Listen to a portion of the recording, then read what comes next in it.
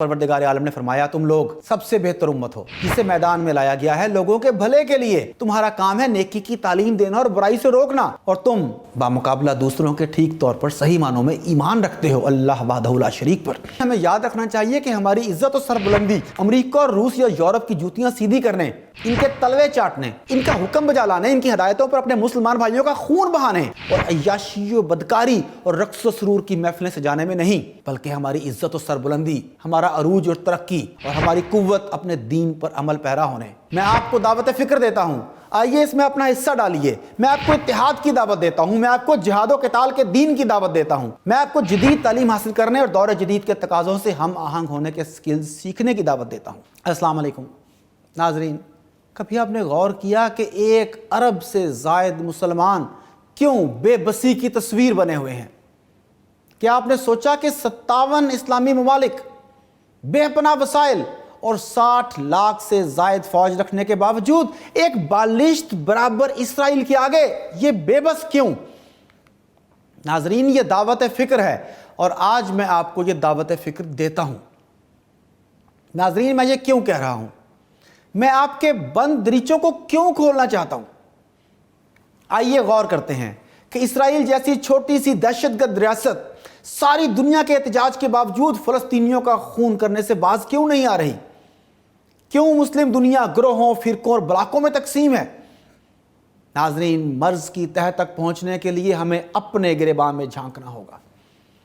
اغیار کی سازشوں کا پردہ چاک کرنا ہماری اولین ترجیح ہے اور ہم اپنی بساط کے مطابق یہ کام عرصے سے سر انجام دے رہے ہیں۔ ہماری شروع سے یہ کوشش رہی ہے کہ آپ تک ریسرچ بیسڈ معلومات پہنچائی جائیں، نہ کہ صرف مفروضوں کا سہارا لیا جائے۔ ہم اس میں کس حد تک کامیاب ہوئے اس کا فیصلہ تو دیکھنے والے اور تاریخ کرے گی۔ تاہم آج تصویر کا دوسرا رخ دکھانا بھی بے حد ضروری ہے تاکہ آپ کے سامنے مکمل تصویر سامنے آئے۔ ناظرین، میں آپ کو ماضی بعید میں لے جانا چاہتا ہوں۔ ایک زمانہ تھا کہ امت مسلمہ دنیا میں سب سے زیادہ ترقی یافتہ تھی، اس کی تہذیب ساری تہذیبوں پر غالب تھی، ان کے علم و فن کا طوطی بولتا تھا۔ ساری دنیا کی قوتیں امت مسلمہ سے تہذیب و ثقافت سیکھتی اور ان سے ترقی و خوشحالی کا درس حاصل کرتی تھی۔ امت مسلمہ ہر میدان میں آگے تھی۔ رسول اللہ صلی اللہ علیہ وآلہ وسلم کی بعثت کے ساتھ ہی اس دنیا میں نور الہی کی کرنیں پھوٹیں اور 4 جانب پھیلتی چلی گئیں۔ اللہ تعالیٰ نے اپنے اس نور کا انتظام اس لیے کیا کہ وہ انسانوں کو ظلمت و تاریکی کے دور سے نکال کر انہیں رشد و ہدایت، علم و حکمت، الفت و محبت، امن و سلامتی اور میل ملاپ کی روشنی میں داخل کرے۔ اس نور ہدایت اور ضیاء علم و حکمت کی آمد کے بعد امت مسلمہ ترقی کرتی رہی، ہمیشہ قدم آگے بڑھاتی رہی، یہاں تک کہ دنیا کی ساری قومیں علم و حکمت، تحقیق و جستجو، ترقی و خوشحالی، تہذیب و تمدن اور متوازن نظام حکمرانی میں اس کی دست نگر ہو گئیں۔ مسلمان ہر میدان میں ان سے آگے رہے اور قیادت عالم کا فریضہ سر انجام دیتے رہے۔ انہوں نے اسلام کے ذریعے انسانیت کی پاسبانی کی اور انسانیت کے قافلے کی حق و صداقت اور امانت و دیانت کے ساتھ رہبری کی۔ اس زمانے کے مسلمانوں نے اسلامی تعلیمات، خدائی احکام اور فطری نظام کو بڑی خوش اسلوبی سے روئے زمین پر نافذ کیا اور انسانوں کو چین و سکون، امن و امان، خوشحالی و آزادی کے ساتھ زندگی گزارنے کا موقع فراہم کیا۔ اسلام اور امت مسلمہ کا یہ کارواں اسی نہج پر رواں دواں رہا، مگر چند صدی بعد ہی مسلمانوں میں کمزوریاں گھر کر گئیں۔ ان کا رشتہ اسلام اور اس کی تعلیمات سے کمزور پڑتا گیا اور ٹوٹتا گیا۔ وہ اپنے راستے سے ہٹ گئے۔ ہمارا قافلہ جس شاہراہ پر رواں دواں تھا وہ اس سے منحرف ہو گئے، یہاں تک کہ بہتر اور اعلیٰ کی بجائے معمولی اور کمتر کو پسند کرنا شروع کر دیا۔ ان کے لیے ترقی اور عروج کا جو ذریعہ تھا اس سے منہ پھیر کر انہوں نے حقیر اور چھچڑوں کو پسند کرنا شروع کر دیا۔ اس کا نتیجہ یہ ہوا کہ ان کی ترقی نہ صرف رک گئی بلکہ عروج زوال میں بدل گیا۔ میرے بھائیوں، آپ کو یاد ہوگا کہ 16 ہجری میں مسلمان فوجیں حضرت ابو عبیدہ رضی اللہ تعالی عنہ کی قیادت میں شام کو فتح کرتے ہوئے فلسطین تک پہنچ گئیں۔ عیسائی بیت المقدس میں بند ہو گئے، مسلمان فوجوں نے ان کو محاصرے میں لے لیا۔ اس وقت عیسائیوں کی جانب سے صلح کی پیشکش ہوئی جس میں خاص شرط یہ تھی کہ خلیفہ وقت حضرت عمر فاروق رضی اللہ تعالیٰ عنہ خود آ کر عہد نامے کی تکمیل کریں۔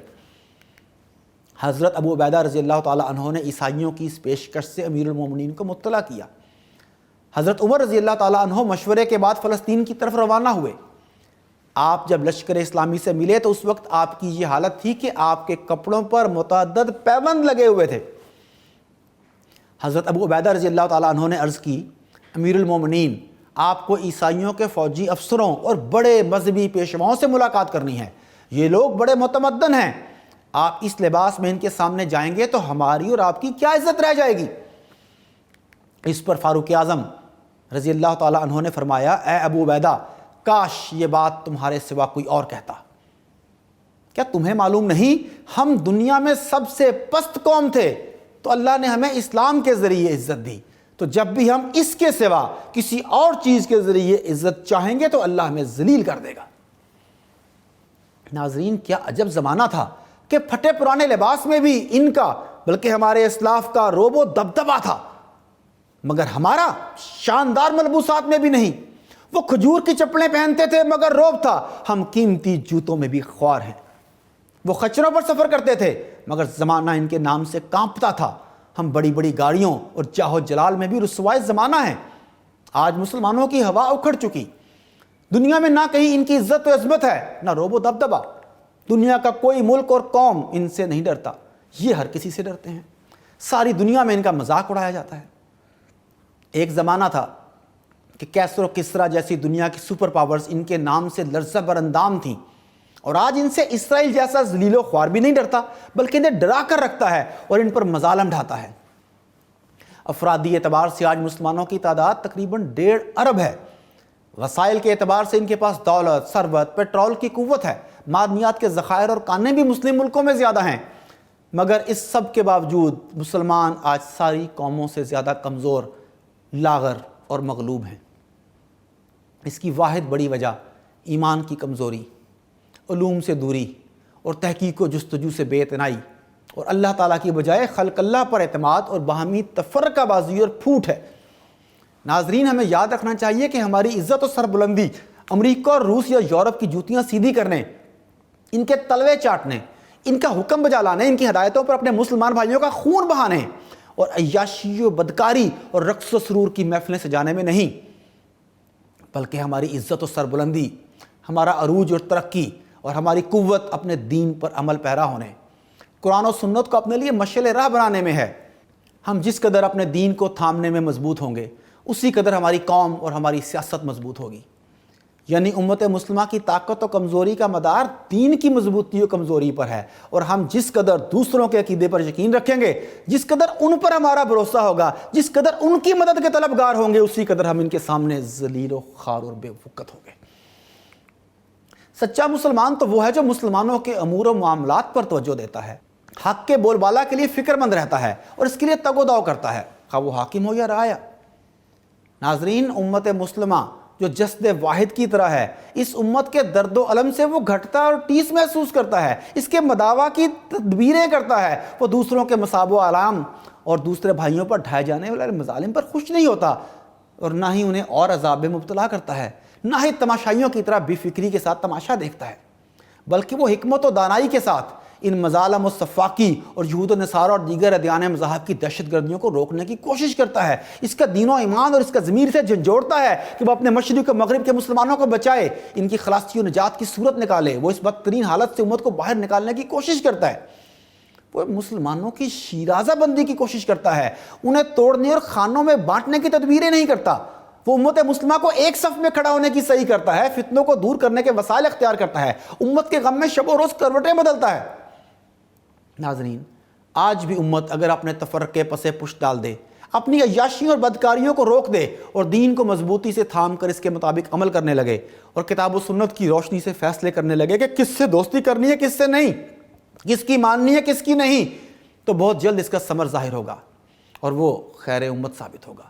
جیسا کہ پروردگار عالم نے فرمایا، تم لوگ سب سے بہتر امت ہو جسے میدان میں لایا گیا ہے لوگوں کے بھلے کے لیے، تمہارا کام ہے نیکی کی تعلیم دینا اور برائی سے روکنا، اور تم بامقابلہ دوسروں کے ٹھیک طور پر صحیح معنوں میں ایمان رکھتے ہو اللہ وحدہ لا شریک پر۔ ناظرین، نبی کریم صلی اللہ علیہ وآلہ وسلم نے بالکل واضح اور دو ٹوک الفاظ میں ہمیں بتا دیا کہ امت کی کمزوری اور مضبوطی کا مدار کیا ہے۔ اللہ کے نبی نے ارشاد فرمایا دنیا کی قومیں تمہاری تباہی و بربادی کے لیے ایک دوسرے کو بلائیں گی اور اسی طرح دعوت دیں گی جس طرح دعوتوں میں دسترخوان پر کھانے والوں کو بلایا جاتا ہے اور وہ پیالوں پر ٹوٹ پڑتے ہیں۔ صحابہ میں سے کسی نے عرض کیا اس کی وجہ کیا ہوگی؟ کیا ہم تعداد میں کم ہوں گے؟